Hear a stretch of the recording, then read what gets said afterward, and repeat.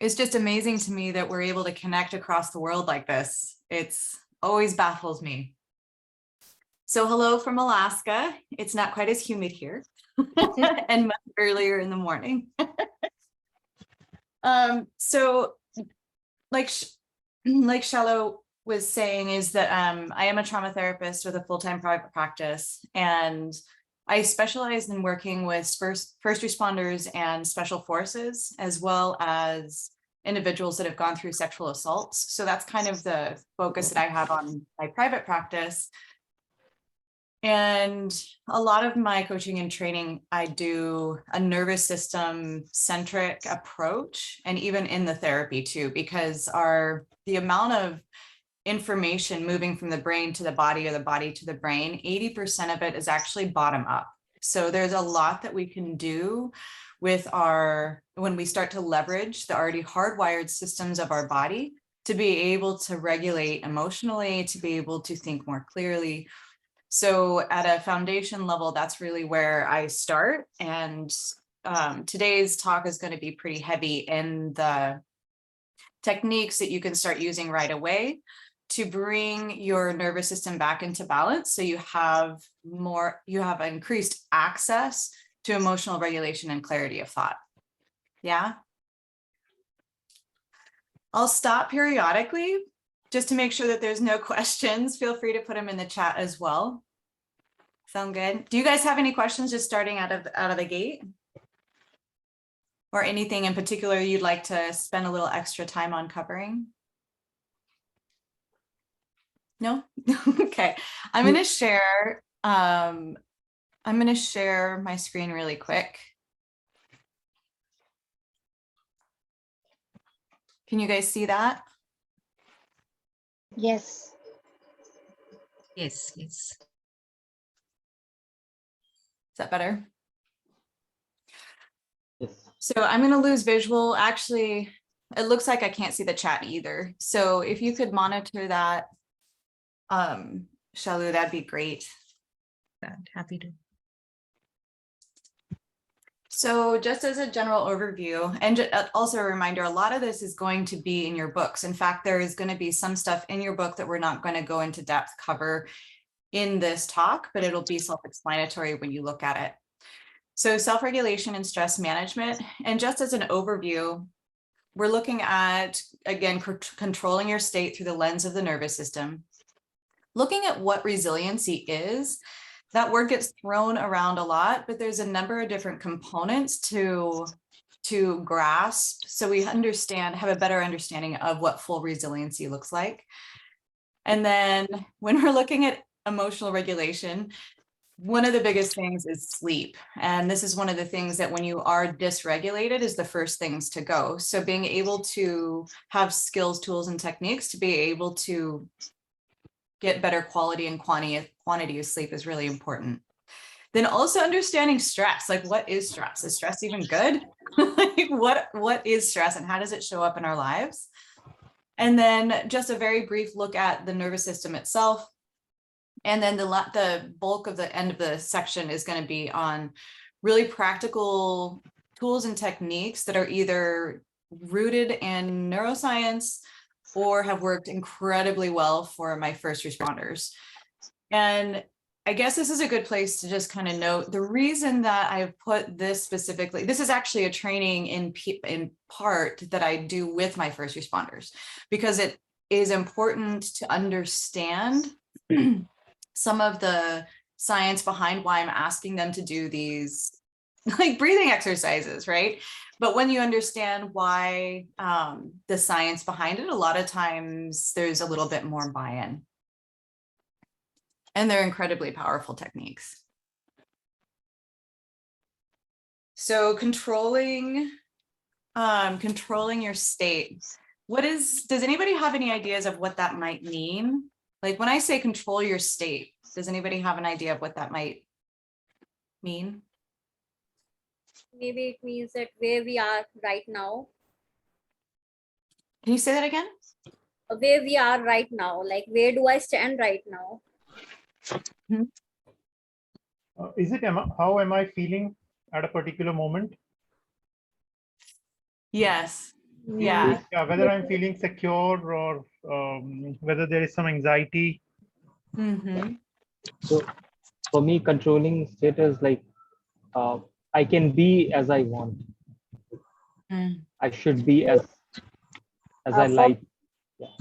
for me, it is to be fully aware of myself as I am. Very good. To me, it's about how much of an influence the external environment has on me.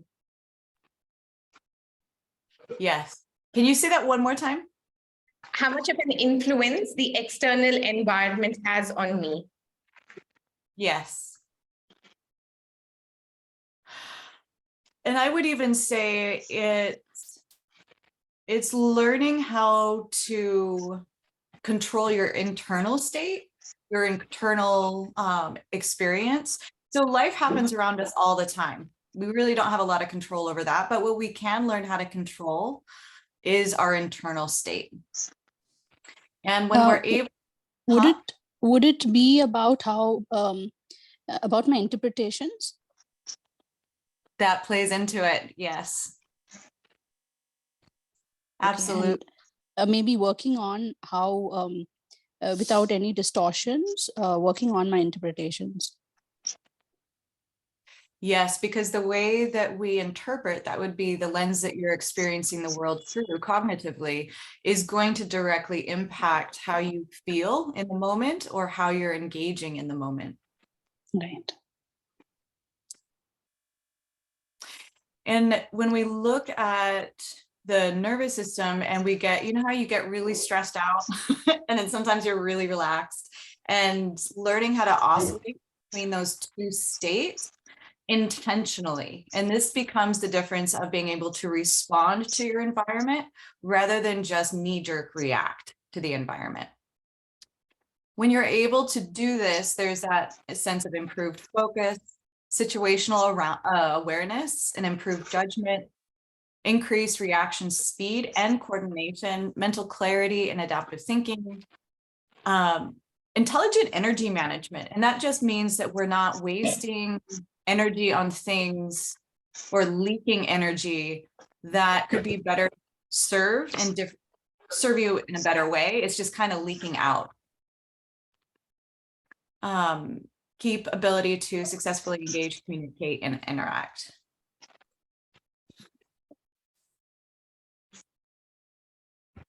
Okay. So resiliency, no, 1 second, I gotta move your guys' faces. All right. Resiliency is the ability to bounce back from adversity. And resiliency it's something that you train. It's something that you engage with on a regular basis because it's like a muscle. Nothing is ever stagnant in this world. Everything is always in motion in one way or another. So if we're not practicing the things like resiliency proactively, then it's guaranteed that the opposite is oftentimes happening. So we're either growing or kind of regressing. So it's important to bring some intention behind a lot of these practices and engage with them on a daily basis. And something about resiliency also, and we see this in any high intensity sports, but there's a training process, and then there's a growth period, but then there's a moment of recovery. You really need a recovery aspect, and that gets left out of people's, usually they go training, growth, and we forget the recovery part. It's harder for people these days to give themselves permission to slow down, downregulate, and absorb the learning part of what happened during the training process. So domains, and this is where there's different aspects of resiliency. So what you see on the white part of the slide, domains of resilience, this is more of your personal domains. So you've got your mental, physical, emotional, and spiritual aspects. And there's oftentimes in different phases of our life, we're going to be focused in different areas, a little heavier. But it's important to take into consideration all 4 of these aspects, because if we neglect any one of those quadrants, it's going to become out of balance, and your resilience will most certainly go down. The spiritual one, sometimes people get caught up in this. And another way to look at that is having a connection to something larger than yourself. So that can take many different forms. Some people, they simply find this in volunteering or being a more engaged part of the community. It's taking you outside of yourself and out of ego and allowing you to engage on a larger level. And so I just wanted to bring a little clarity that can look different for different people. And our needs are different in each of those areas. The other thing that's important to look at, not just on a personal level, but there's a lot of variables that here on the left-hand side that impact our resilience. So if any one of these areas are incredibly depleted, it's going to stress your whole system. And again, there's different seasons of our life where we're going to be more focused in one area or the other, but it's always really good to look at these different buckets and just take an evaluation of, do I have enough play in my life? Am I working too much? Is there some way that I can pull that back a little bit? What's my environment like? That's a huge one. Social relationships, creative and artistic, or financial stability. They're all very important. Are there any questions up until this point?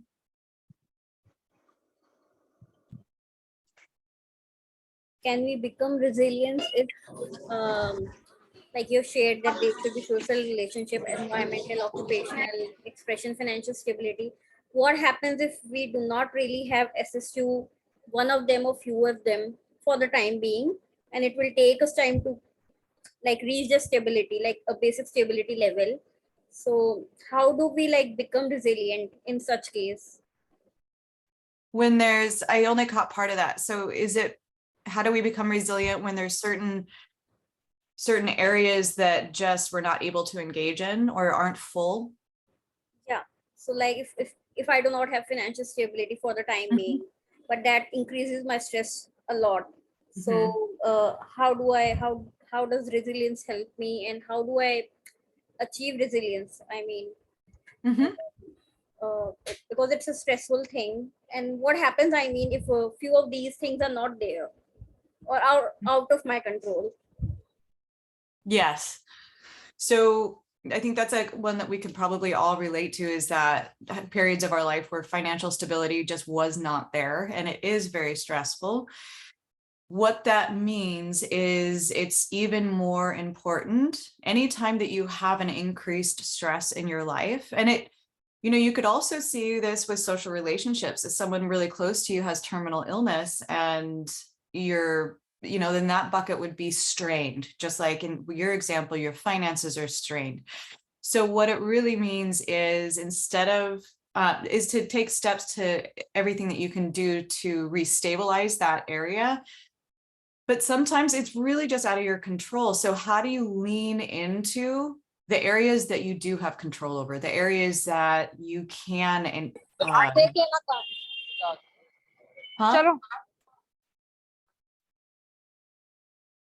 What's that?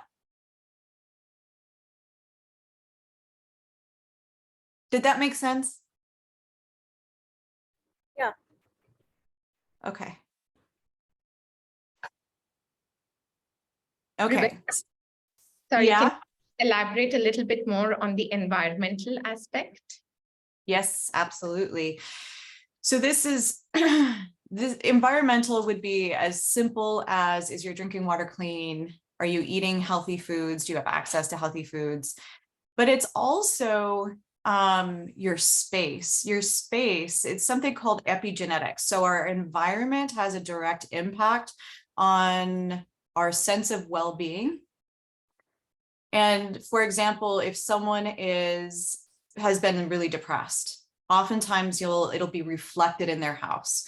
If their mind is very chaotic, you're going to notice it reflected in their space on their desk, right? Is it clean and organized, or is it not? One example of how to use your environment strategically is get somebody to help clean it up with you, and then change the furniture around. How do you want when you walk into the space, does it feel good? Does it lift you up? Or are all of your old habits and patterns that have kept you in a depressed state still in that space, which is why moving furniture a lot of times will really help. Was that helpful? Thank you. Yes. Okay.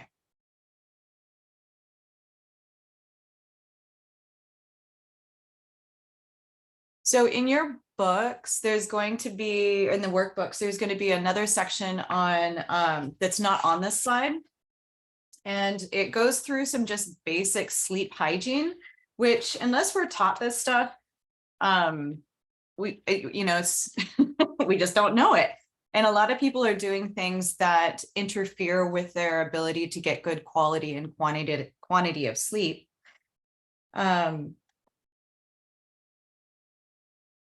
Hold on, give me 1 second. Yeah. But just to run through a couple of them, is that your bed really needs to be reserved for sleep or sex. When we sit there and we're working in bed, or we're scrolling through our phone, it's not, we want the body and the brain to associate sleep with bed. If you haven't been able to fall asleep after about 15, no more than 20 minutes, it's a good idea to get up, move around the house, stay off blue screens, read a really dry book until you get sleepy, and then go back into bed. But you really want to avoid laying there for hours just staring at the ceiling, which sometimes people end up doing.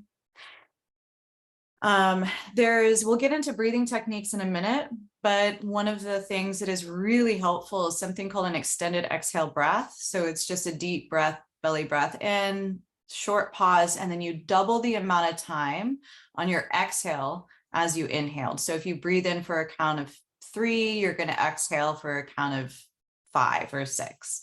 And what this is doing is manually downshifting your nervous system into that rest, digest, parasympathetic nervous system. You'll also notice that your mind will start to quiet.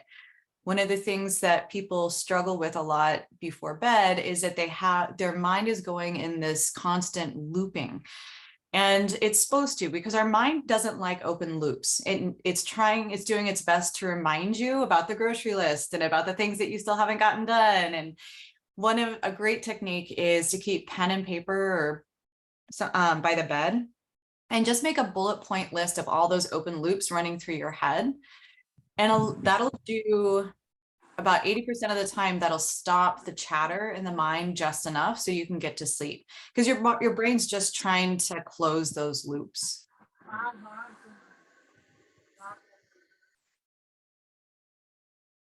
Was there a question?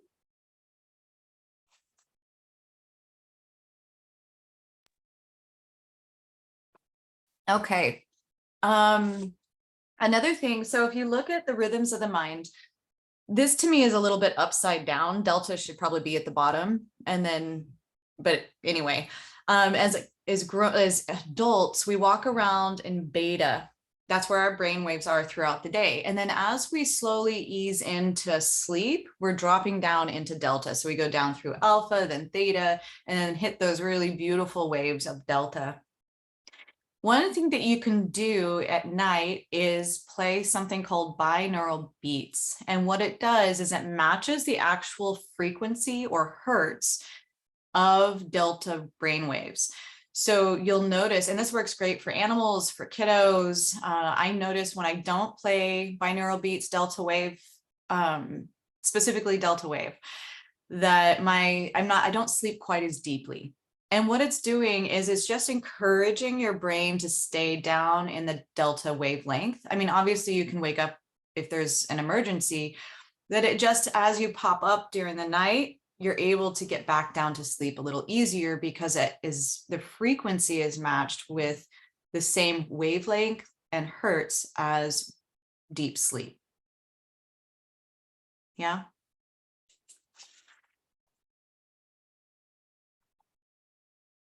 Sorry, a quick question. So do you play that through the night?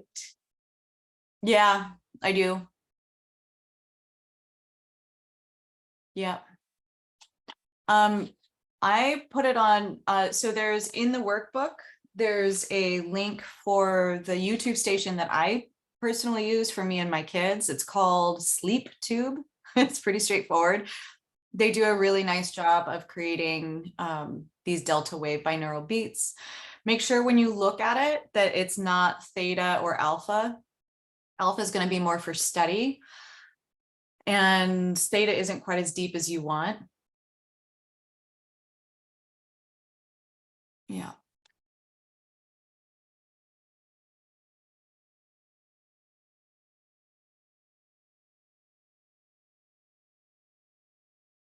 Okay, so let's look at stress really quick. So people, Excuse me. yeah. Can you please elaborate that binaural beats and that EMDR hypnosis work? Can you please just a few more words on these two? Yeah, you Binaural bet. beats and EMDR hypnosis work. You got it. So when we're doing, so hypnosis is, so remember when I said in beta, as adults during the day, oftentimes we're walking around in beta brainwaves. When you drop down into hypnosis, self-hypnosis, therapeutic hypnosis, or even something called EMDR, which is eye movement desensitization and reprocessing, it's a therapeutic, you do it while you're walking. Your eyes go back and forth from one side to the other. When you move your eyeballs from one side to the other, you are encouraging information to move from one side of your brain and body to the other side of your brain and body. So when we're in moments of frustration, when we're in moments of upset or anxiety, a lot of times we will feel better after a walk. And one of those reasons is because our eyes are going back and forth. So you can, knowing that this helps to downregulate and process the information that's getting stuck in our systems, you can actually use it just moving your eyes back and forth, finding one corner and then the other corner and just moving them back and forth. That will help just move unprocessed information that gets stuck in our bodies. But as far as the brain waves go, that is low alpha, high theta. So you're dropping down into a slight trance state before you're into those deep sleep aspects. You're also, as you're dropping down into alpha and theta, you're stepping in away from prefrontal cortex cognitive thinking, being on overdrive, and you're accessing more of the subconscious mind. It's almost like you soften into your intuition, you soften into the subconscious programming that we all have. Was that helpful? Yes, yes. Thank you. Thank you. Binaural beats you missed. Well, binaural beats, so on YouTube, you look up Sleep Tube, or you could even just Google binaural beats, and you're Okay. looking, yeah, you're looking for Thank the you. delta wave ones.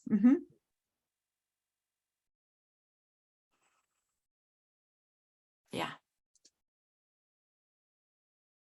Okay, so some people are really surprised to learn that stress is actually not only healthy, but it's imperative. Like, we have to have stress in our life, because it's what gives us the pressure to be able to grow. So if we people that don't have any stress in their lives and they just kind of at home and not doing anything, they tend to, their health declines really quickly, their emotional health, mental health decline really quickly. So we need some level of stress in our lives. It's just got to be the right stress. And learning what the skills you're going to learn today, you're going to be able to diffuse off some of the more unhealthy styles of stress. So healthy, so acute stress is going to be, or critical incident stress, this is going to be something like a car accident. And that's something that has a very clear beginning and end time frame. It might be incredibly stressful. In fact, you might even go into shock depending on what it is in that time frame, but your body is able, like there is a clear start and a clear stop, and it's usually not very long. Our body is actually well suited to navigate this kind of stress. Episodic stress is something like midterm exams at college. They're a little bit endearing. They are very much a tax and a wear on you during that time, but you know that there's an end point. And then that's because it is more fatiguing, you need to make sure to really lean into that recovery period afterwards. Then there's compound or chronic stress. And this is where people really get into trouble. This is where burnout starts to happen. And this can happen. An example of this would be if you have a loved one that has terminal chronic illness and there's no end, like it's just kind of going on and on and on and on. We've just all lived through a very chronic stress situation with COVID. One way or another, it all impacted our lives. So this is where people can start getting really sick also, because there's no recovery period. It's just this constant wear on the body. So when you're in situations like that, the techniques that you're going to learn today, it's important to infuse them throughout your day. So you're taking that pressure off. You're giving your body, mind, and emotional aspects a little bit of a break, giving it a moment to breathe. Another thing that at the other end of the spectrum, I don't think I put it on here, but is something called PTSD or PTSI. And that's when usually a critical incident or an acute incident actually becomes stuck in the nervous system to the point where it causes intrusive thoughts. There's a lot of negative implications for PTSD. But just as a side note, if there is a critical incident or something that happens in your life and it doesn't naturally resolve itself after a month or so, then that's probably a good indication that it's maybe reach out and talk to somebody so you can help get assistance in moving it through your nervous system. Rebecca, can you elaborate on PTSI? Because I haven't heard of I have heard of PTSD, but if you can elaborate on that. It's the same thing. It's people. So some people still use PTSD, and I think that's still in the DSM-5, but a lot of people are moving to just the language around PTSI. So instead of a disorder, it's an injury. Because it is something, and I specialize in PTSD, it's something, or PTSI, it's when you say it's a disease, oftentimes people think they're going to have it for the rest of their lives. And I know from firsthand experience, that's not necessarily the case. And actually going back to the EMDR, and the hypnosis, those are two strategies that work beautifully to help resolve PTSD or PTSI. It's just it's the end of the word that they're changing. Because when you think of an injury like a broken bone, well, you can go get that worked on and fixed, and then you're good to go, right? Okay, thank you. Yeah. Okay, we're not going to spend too much time on this just because I just want you to have a general understanding of when we're talking about the nervous system, what we're actually talking about. So this is an example of just kind of a flow chart of the entire nervous system. We're really going to be looking at the autonomic nervous system and the autonomic neurons. So this is broken into your sympathetic branch and your parasympathetic branch. Sympathetic is going to be your fight or flight or freeze, right? Or stress response. And then your parasympathetic is the other side of the nervous system. This is your down regulation. This is your rest, your digest and recover. What I found is that we come hardwired for the sympathetic nervous system. It is on, it is rolling, right? We come out screaming. The parasympathetic nervous system, however, is a learned nervous system. It is absolutely hardwired. but we learn how to toggle in a healthy way between these two states. What I've seen most people is that they're really stuck in this sympathetic nervous system all of the time.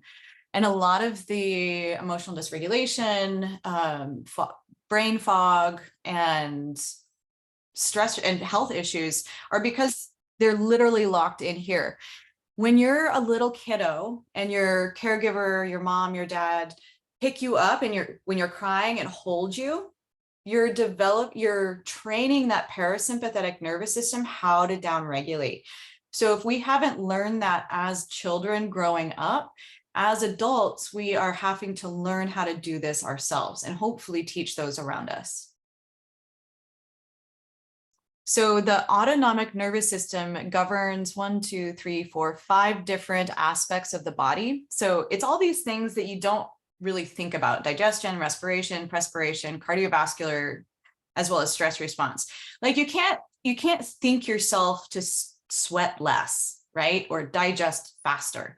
These are just systems that are operating in the background without you thinking about it. The one that you can control, well, actually there's two. You can control your cardiovascular, but that takes a lot more training.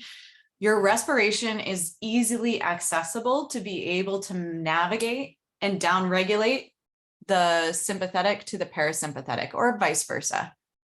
So this is why we use respiration or breathing techniques, because it directly impacts our ability to toggle between sympathetic and parasympathetic. Are there any questions?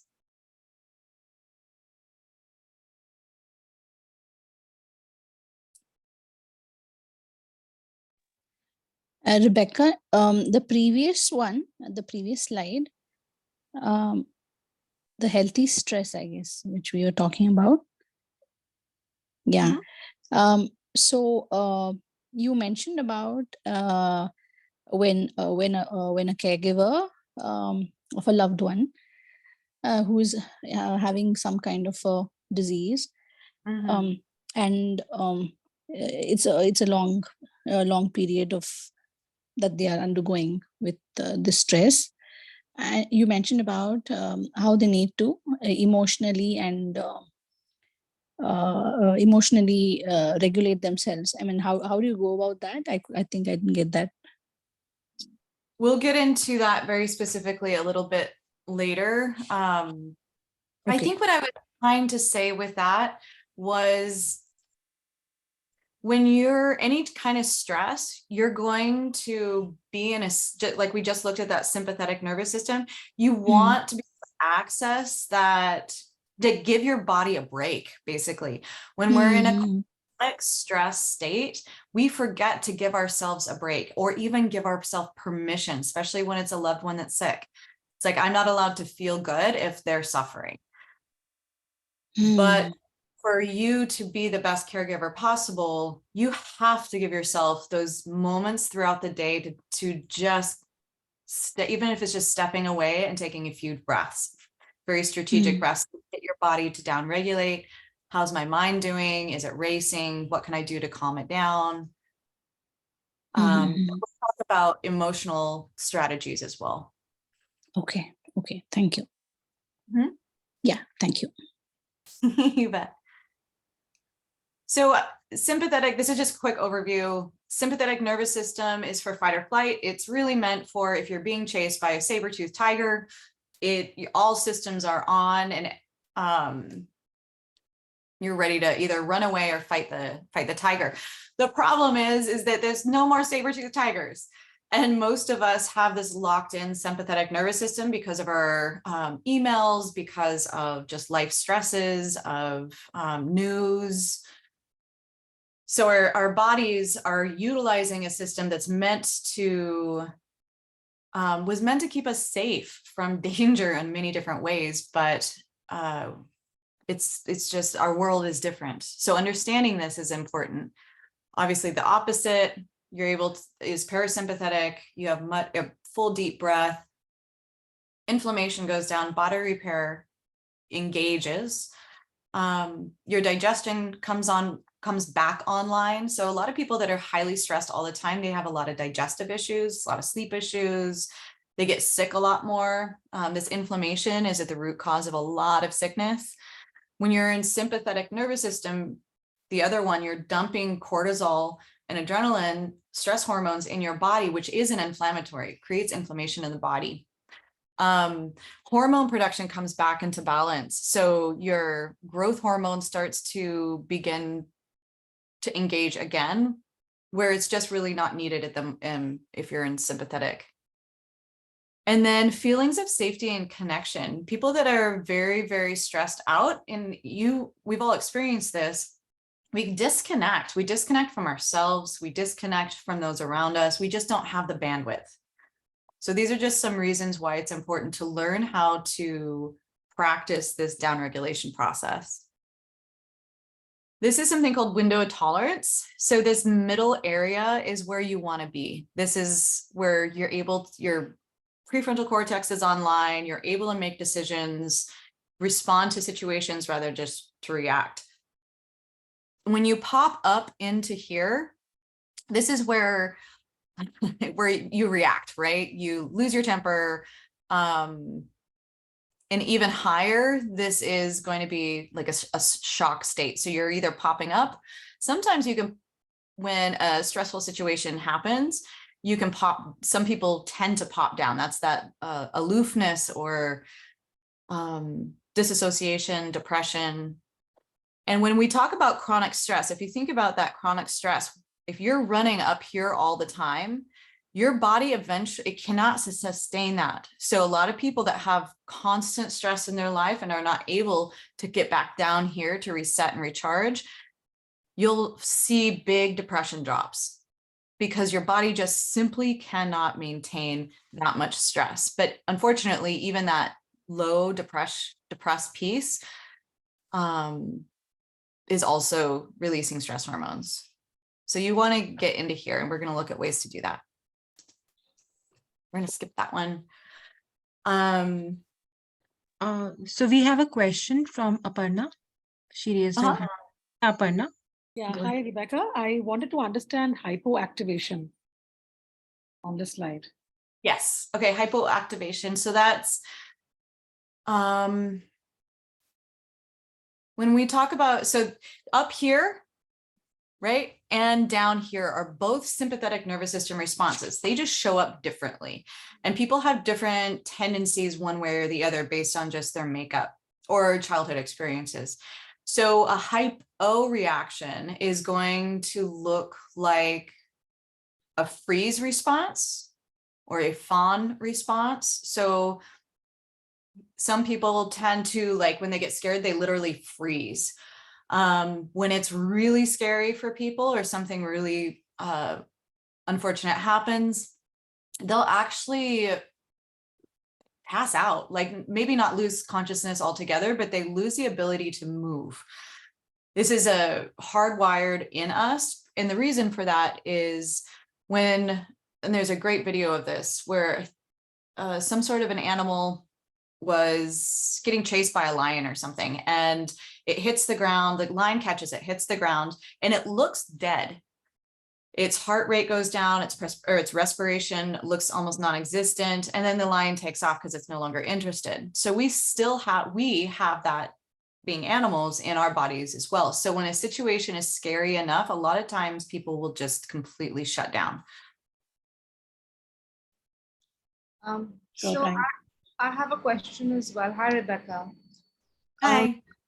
I wanted to ask you, this is actually about parasympathetic and sympathetic. So I don't know, you might be covering this later, but I just wanted to place it right now if you want to choose to answer it now or later. To say that, moving in between the two. So you've come into a parasympathetic state now because you've, learned how to manage somewhat, your emotions, etc. But then there are triggers which can take you into sympathetic. And then you are kind of, how to come into parasympathetic, but then there is the trigger which is still there, it's existing. So you're working through it. right? So that is like a navigation, which I mean, I'm still living it. And just, I don't know if you're covering that, or, you know, are you going to talk about that? Because these are some of the things that I would like to just learn more about.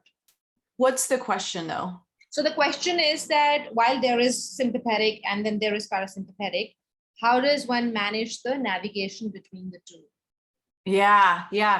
So we can talk about it right now because we need both of them. So it's like having like when you're driving a vehicle, you want both the brake and the accelerator, right? You need both of them. Yes. So they work as a team. And it's just that most people, they just have the foot on the accelerator all the time. So when we looked back at the two different nervous systems, using and I think we're almost there, the techniques will help you be able to toggle back down or downshift into parasympathetic nervous system, like manually downshift. So it very rarely happens that we can think ourselves into a calmer state. Sometimes it works, but it's guaranteed to work when you work with the body. And it's much like a stick shift in a truck. Like you have a truck with a stick shift in it and you manually downshift it to slow it down.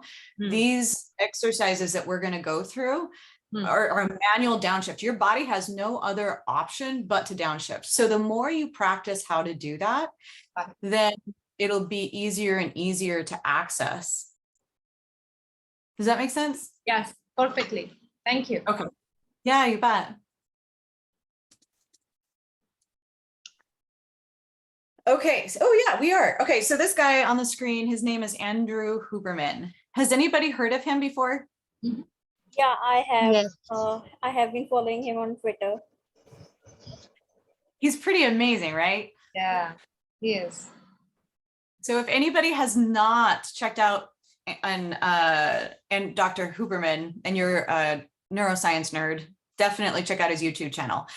But this is, so in the hand workbook you're going to get, you don't have to worry about writing all this down because it's in the workbook. But we're going to walk through, and the reason I have him up here is that he's really brought a lot of this just to just kind of the Western world as far as making it easy to understand. So when we already talked about it at the beginning, but extended exhale relative to inhale. So that's when you take a deep breath in, your sympathetic nervous system is being activated. When you exhale, every exhale, your parasympathetic nervous system is activated. Every single breath is like this. So knowing you can leverage that, if you double your exhales, you're guaranteed to downregulate your nervous system. So if you're in a panic attack, right? People oftentimes are like, take a deep breath. Well, that's actually the worst thing that you could do, because when you take that deep inhale, you're activating the sympathetic more than the parasympathetic. So if you just remember to double your exhales if you're trying to calm down. The reverse is opposite as well. So if you're getting ready for a race, you're going to be taking stronger, more intentional inhales compared to the exhales. So you can use it to work both directions. There's something called tactical or box breathing. And this is where you take a deep breath in for a count of 4, hold for a count of 4, and exhale for a count of 4. At the end of the exhale, hold for a count of 4. So it kind of makes this box, right? So 4, 4, 4, 4. This brings a sense of homeostasis to the body. You're not trying to downregulate it much. You're not really trying to get more energy. You're just trying to bring everything into this coherence, into this balance, really. Then there's something called the physiological sigh. And this is where you take, when we go through it, when we're stressed, and most of the time throughout the day, we breathe in the upper quadrants of our lungs. So we rarely, unless we're really intentional about it, we're not using the lower lobes of our lungs. So this is a way to off gas all of that CO2 that just kind of collects in those lower lobes. And what it is you take a deep, quick breath in, and then exhale. So, yeah, And doing that a couple times, you'll notice that you feel better. Your mind is clear, and you give it a shot. Take a couple.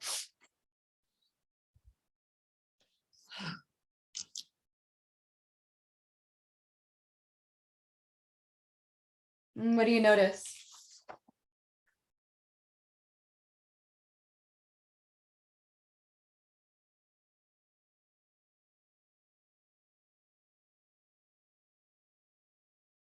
Okay, so that's a good one. If you've been sitting at the computer a lot, or really focused on a project, or just know that you haven't been breathing a lot and have just inserting that throughout the day is helpful. There's deliberate hyper ventilation. We're going to get into this with Wim Hof's stuff, but it is a self-induced stress inoculation. And it allows you to get more comfortable with through this hyperventilation process with stress in your body. So it sounds counterintuitive, but adding more stress intentionally will actually increase your ability to navigate the day-to-day stress that comes your way. Rebecca, what is the physiological sigh? Could you just repeat that again? Sure. The physiological sigh is inhale, inhale, exhale. So 2 sharp inhales and then exhale. Okay. Yeah. There are so many options. Which one we have to choose in the daily routine? Which one we have to choose? Which pattern of breathing we should follow for daily routine? For down regulating? Just for daily routine, for meditation or breathing exercise. I would say the extended exhale relative to inhale is the one I always tell people, because it's so immediately effective. If you do 10 rounds, if you take a deep breath in and double your exhales out, after 10 rounds of that, you're calm as a cucumber. You know, even if you're in a panic attack, you're going to be calming down. So that's a go-to. Thank you. Thank you. This next one also is, I would add to that list. So CO2 tolerance, this is, there's a CO2 tolerance is increasing your ability to tolerate CO2 in your body. And I know we always talk about, we need more oxygen, right? It's actually being able to tolerate the CO2 in your body that's more important. The more CO2 you can tolerate, the better your oxygen will actually come off your red blood cells. So this is, deep sea divers are the people that have really practice this on a regular basis. And I have a really cool story about this, and we'll walk through the protocol in a second. But the story is of a woman, and she was a runner. She's an athlete, high-level athlete, but she had anxiety so bad she was on Xanax throughout the month. And when she was training with a CO2 tolerance, after 1 month, she was able to double her score, which it'll make sense in a minute. She was also able to come off of her Xanax, obviously with doctor's supervision, but she no longer had panic and anxiety attacks, and she no longer needed medication for anxiety and panic.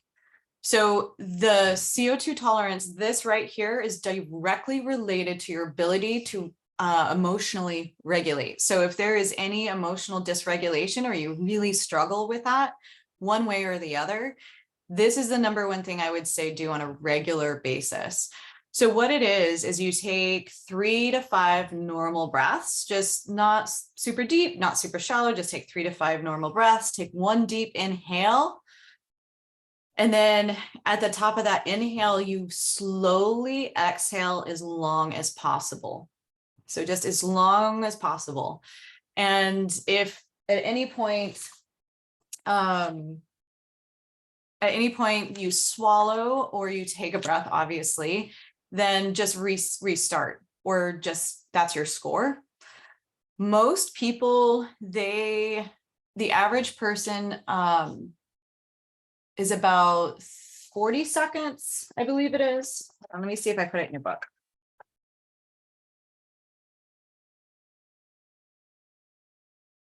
So a good gauge is you want it upwards of 60 seconds.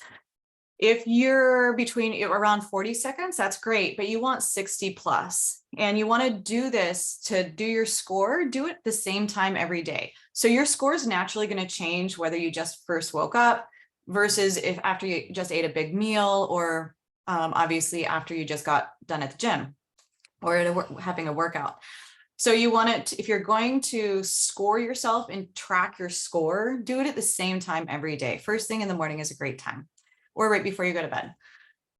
And then you practice throughout the day. And the idea is to be able to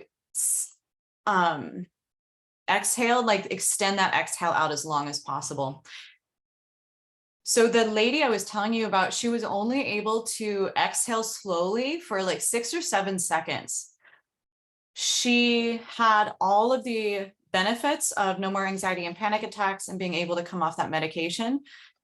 And she doubled her exhales, right? So that means she only was at 14, still below what the average, like the ideal is for an average person. But for her, it made all the difference in the world. So this is a really amazing, amazing technique. I'm going to stop here just for a second to see if there's any questions. Can you please re-explain the 60-second thing, like the time duration? Yeah, like what the score is. Yeah. Yeah. So, so you really want it to be actually, you know, yes. So, and maybe what I'll do is email this to you because this is not in your workbook, but it's you want it 30, 40 seconds. Like you want, that's good, but you really want it to be 60 seconds or more. So when you take that deep breath in and you're exhaling, you want it to be 60 seconds or more. Was that what you're asking? Yeah, okay. But this sounds a little, I mean, impossible to do at first. I think my exhales are usually very fast, not even like 10-15 seconds. Then how do we increase it? Like, how do we what?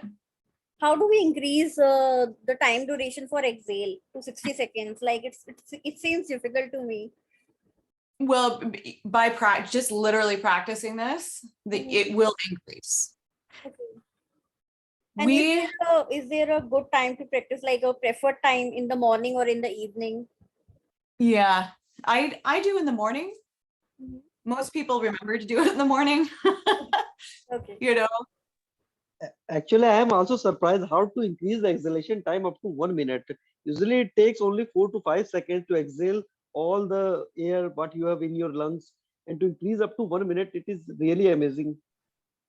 Yeah, I'm doing that only. It's so difficult to do that. So you're not just exhaling, you're intentionally going as slow as humanly possible. Right? So when you take that deep breath in, and you just go as slow as possible, exhaling that. And then once you can't exhale anymore, that's your score. But most people should be able to get to 30 or 40. One more question, Rebecca.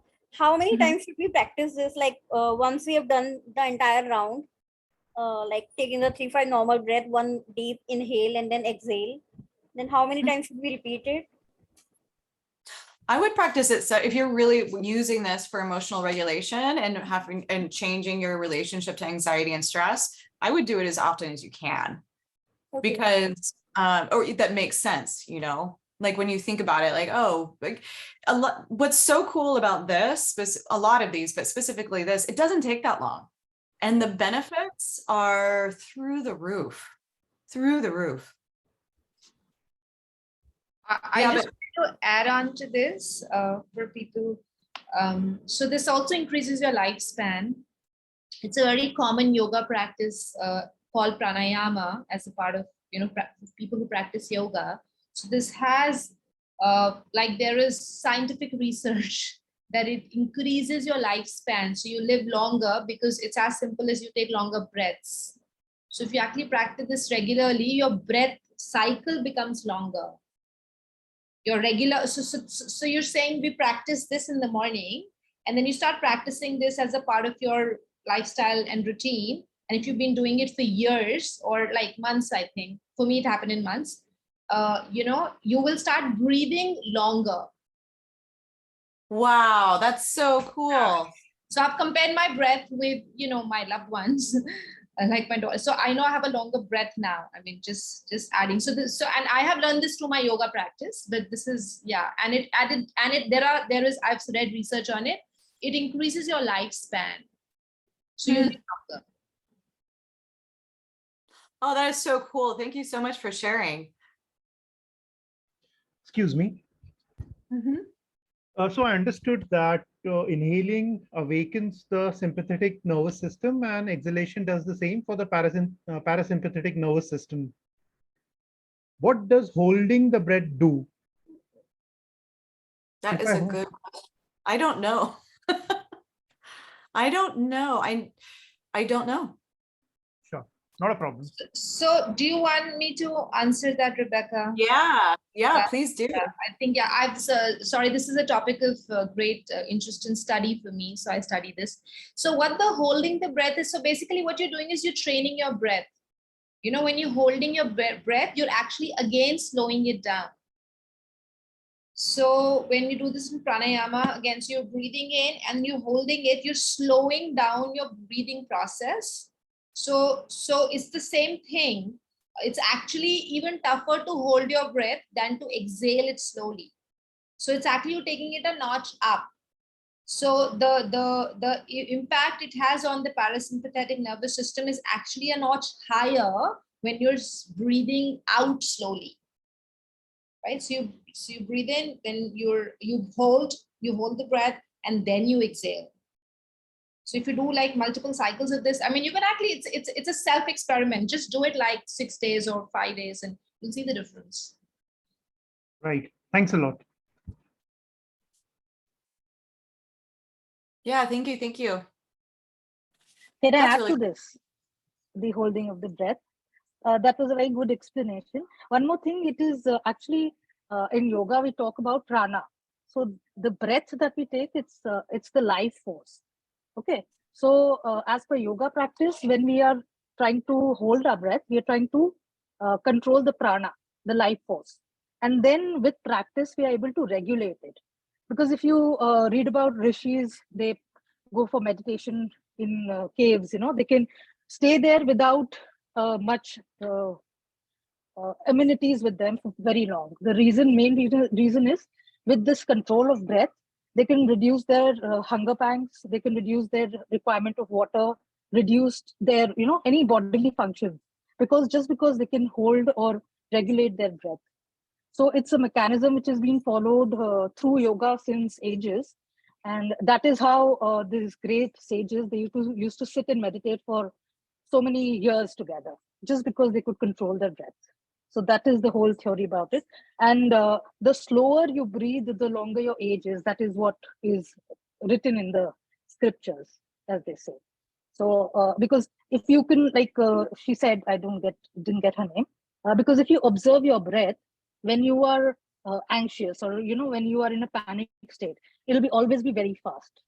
And when we're in a very relaxed state, when you're like, say, maybe about to sleep, or you had a very good satiated day meal, you just got up, you're very relaxed, you'll see you are breathing very normally, calmly. So with this observation, you can realize. And next, maybe when you're stressed, what you can do, as the discussion is going on, you could practice deep breathing. And then automatically you see that you've calmed down. So these are the little ways with which you can control the breath, and in turn control your reaction or your action. That's it from my side. Thank you. Thank you. Very much so, yeah.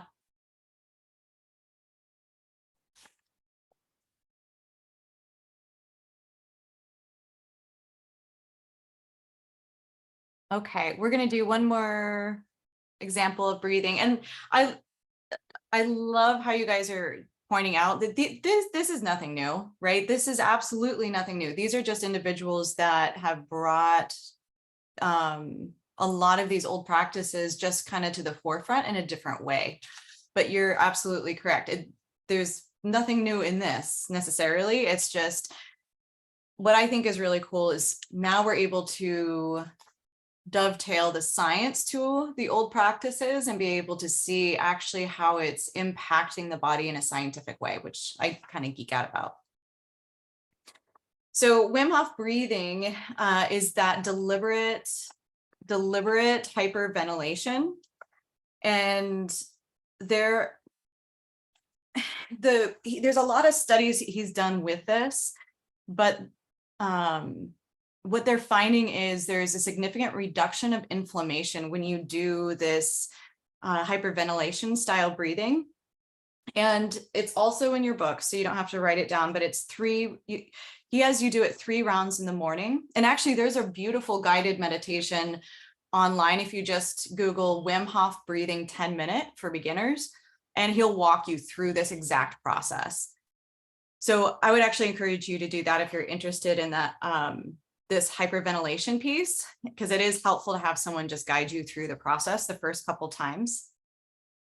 Another one, so moving away from breath work just a little bit, is cold water conditioning. And this is something that I have, as long as my clients can, they do, I encourage them to do cold water conditioning because of its just absolute incredible impact on, let's see, on the body.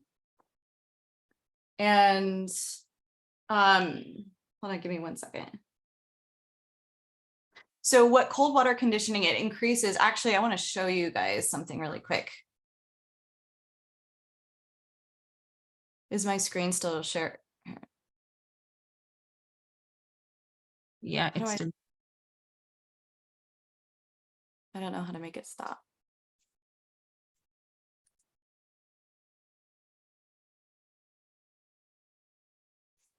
Okay, actually, I'll just leave it like that. Can you still see it?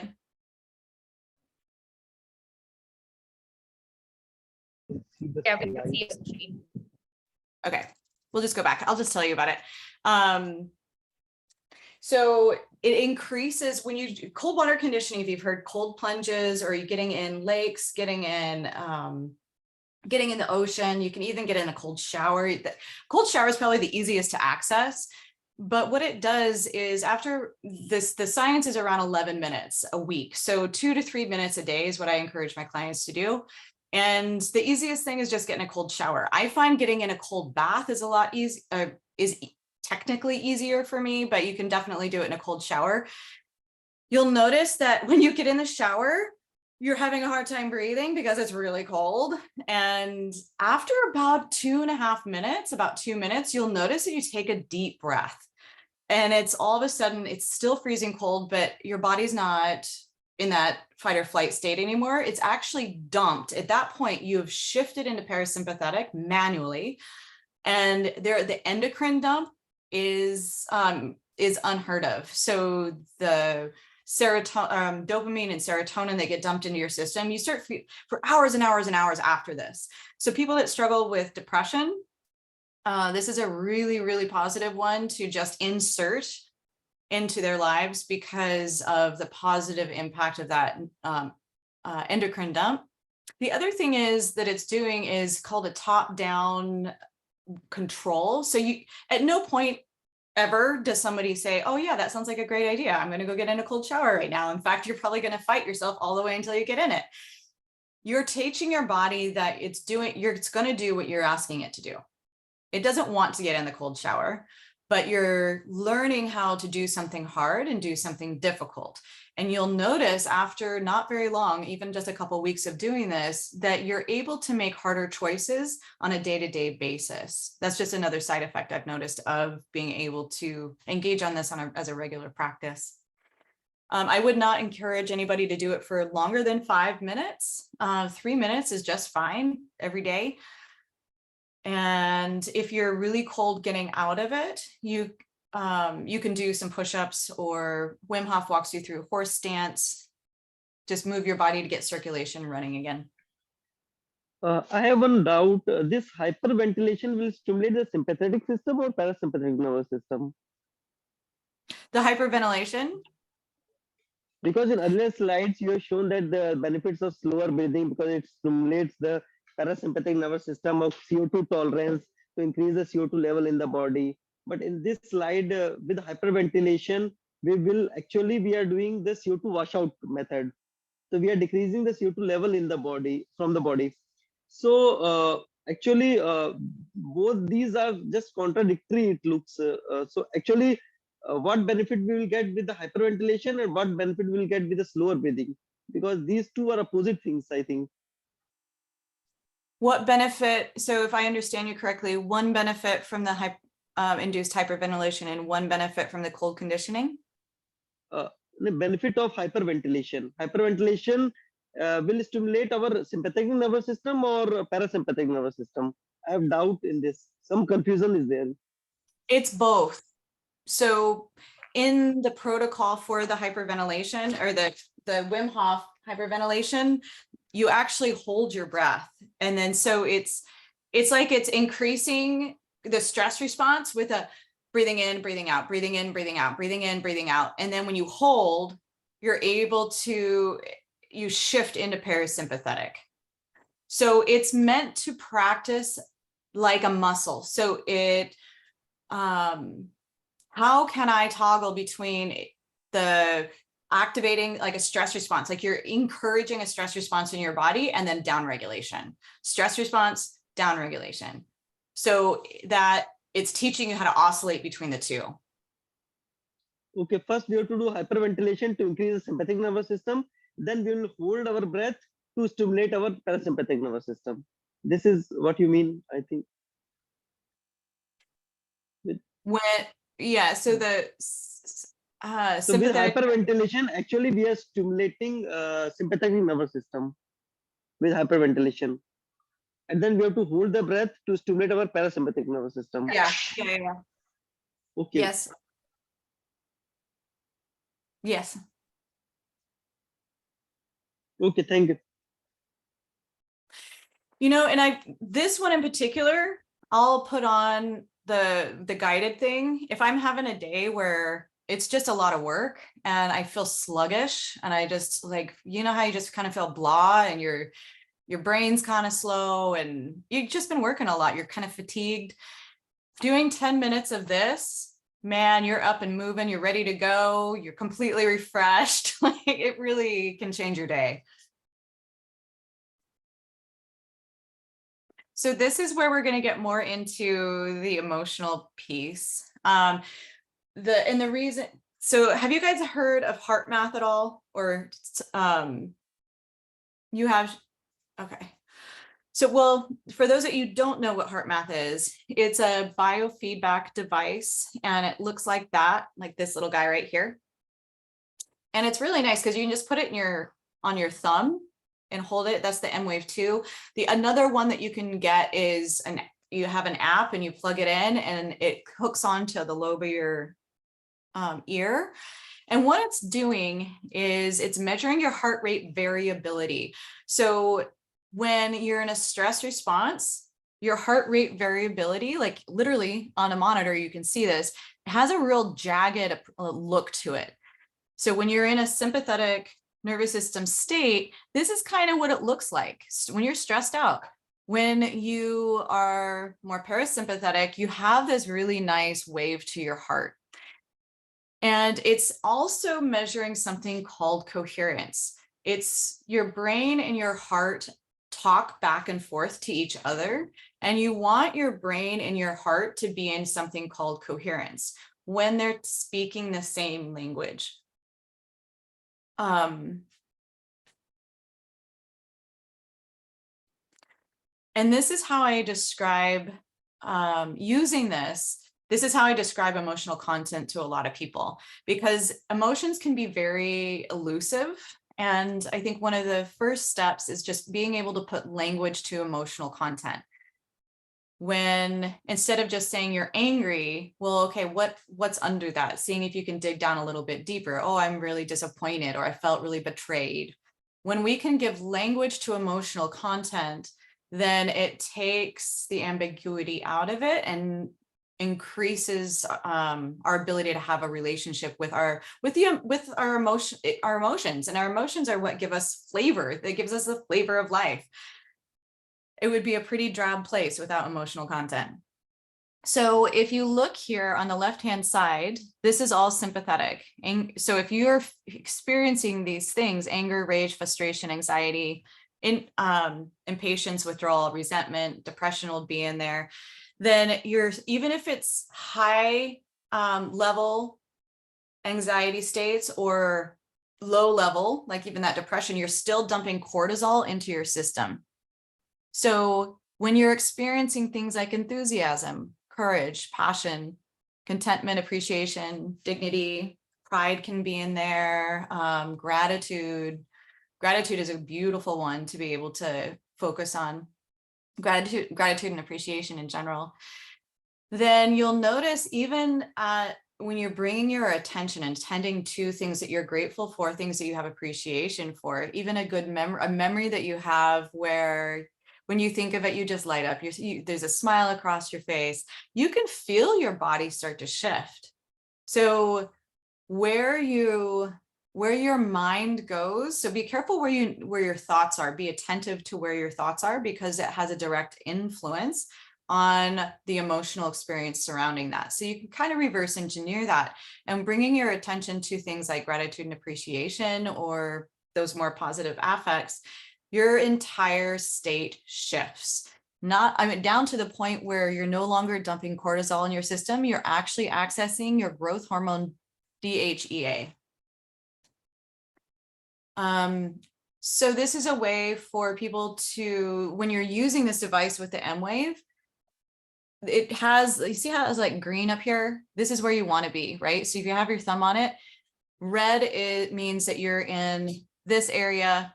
Blue means you're kind of in the middle, and then green means you've accessed this, and that you have this physical feedback and biofeedback to be able to say, okay, yes, this is working. I have kind of a funny story. So I thought I was doing great with all of this, right? And I was like, all right, cool. I'm down regulating. This feels great. But I wasn't. I was just low grade anxiety because I run pretty hot. Like I'm a very type A kind of person. And I thought I was like, oh, I'm at calm and I'm doing well. And nope, this little device showed me that, and it was clear as day that I was running low grade anxiety. So it's a very nice way to be able to tell if the practices that you're using are working to be able to access the emotional content that will align with that parasympathetic experience. And I have some of my clients, they really struggle with the emotional stuff, but they can use this and double their exhale out, and they will see that they will also go into coherence, right? Because it's all working together.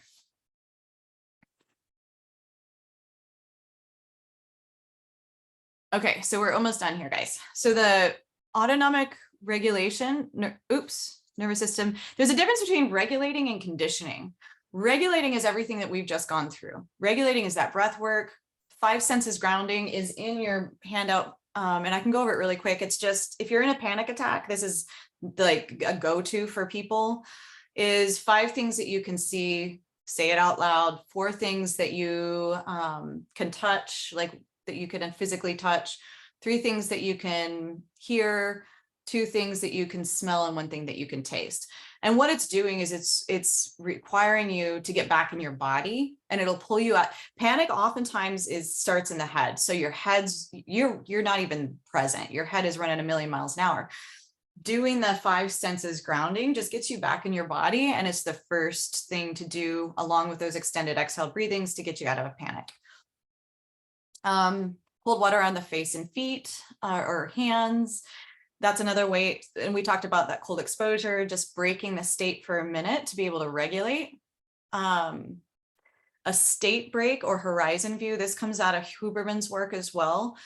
Great for people that are in front of a computer a lot. When you notice you've been focusing for 90 minutes for sure, get up, move from your desk, and look to see if you can find a horizon and engage your peripheral vision. It actually helps with eye health, But you'll notice that if you're sitting in front of a computer or doing something very focused for 90 minutes, your brain kind of gets knotted up a little bit. And you'll notice that you can actually feel it relax back. And oftentimes, if you do that, a problem that you're working on you'll just kind of get the answer. Be like, oh, okay, I knew that. Regulation, another regulation is a deep sigh. You can force a deep sigh, almost exaggerated, and it's cueing your body that it's safe. A lemon, so we salivate when we have parasympathetic engagement. So if you suck on a lemon or even think about sucking on a lemon, you'll notice that you'll start salivating. And that's a key that's priming your parasympathetic nervous system. A weighted blanket, a lot of people, this is very helpful. It works with something called proprioception, where it's just letting your body, it's giving signals of safety to your body. We talked about the M-wave 2 or the heart rate variability.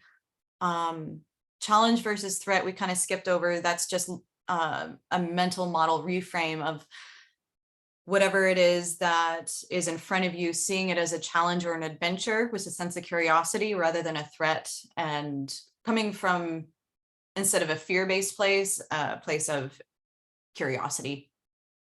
And then, like we talked about with the EMDR, going for a run or a walk will help to regulate and process, digest information.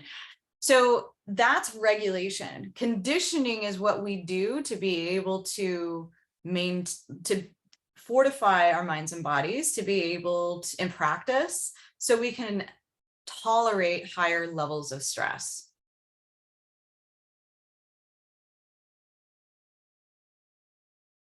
Is there anything that you would add to the conditioning or regulation that you know works really well for you?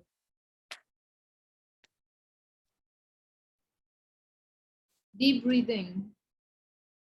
You know what we call pranayama in India. I regularly do left nostril breathing, which is like breathing only from the left nostril, and it works brilliantly. I forgot about that one. Who was that? It's me. It's Hi. Manisha. Manisha. Yes, yes. Well, and then because the alternate nostril breathing, it has a balancing effect. The left one has that parasympathetic engagement, right? Yeah, it does. And it helps to fall and sleep as well at night. If you do it like for 20 or 25 rounds, it can help you fall and sleep. Excuse me, how you do this left nostril breathing, inhaling and exhaling both from the left nostril only? Yeah, so you close your right nostril and you exhale Okay. and inhale from the left. Left only. Yeah. And duration of this type of breathing? So one round is like inhale and exhale. This is one round, and Okay. you can do as many as you like, but start slow because sometimes you can become dizzy as well if you go fast. Acha, it helps you to sleep in the night also. Yeah, it does. If you do Okay, okay. 20 to Thank you. 25 rounds, it will. Okay, okay. Thank you. Thank you. Welcome.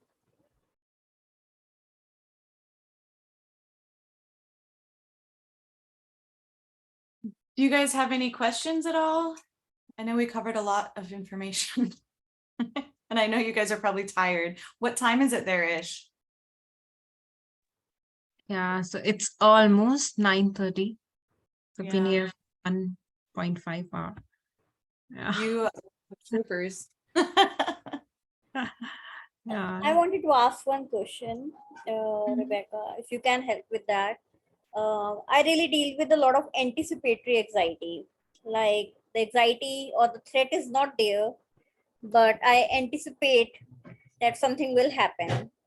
How do I deal with that, or how do I build my capacity to, kind of deal with that and regulate my emotions and not allow that fear to take over me?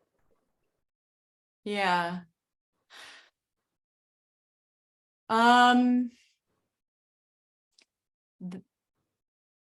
It's really it's that mindfulness work. Mhm. Coming back, learning how to come back to what's real in the moment. Mm. because we worry so much about things that really never even happen. Some of them do, but most of them don't. And coming back to the present moment and I am okay, I am safe. Kind of like even with the 5 senses grounding that we ran through really quick, is that helps you bring into right now instead of living in the future or living in the past. I do practice that regularly. I use the 5 4 3 2 1 grounding exercise, but because I used to suffer from panic disorder, so sometimes I feel like I have memories of those worst things which have happened, and I feel like, what if again? Oh, because there is a history of a lot of things happening. Yeah. So what I would suggest is finding someone that does EMDR, or there's another technique called brain spotting that's been shown to be just as effective, or hypnotherapy will be effective as well. But the unwinding the trauma from the past. So it's like you have these tripwires. What traumas do is the triggers, right? Are the tripwires, and you're going along fine. Something, it could even just be a smell. It could be the way someone looks at you. It could be the sun, where it's at on the horizon, right? If it reminds you of a moment in time where something really terrible happened, you're right back there. So what EMDR will do is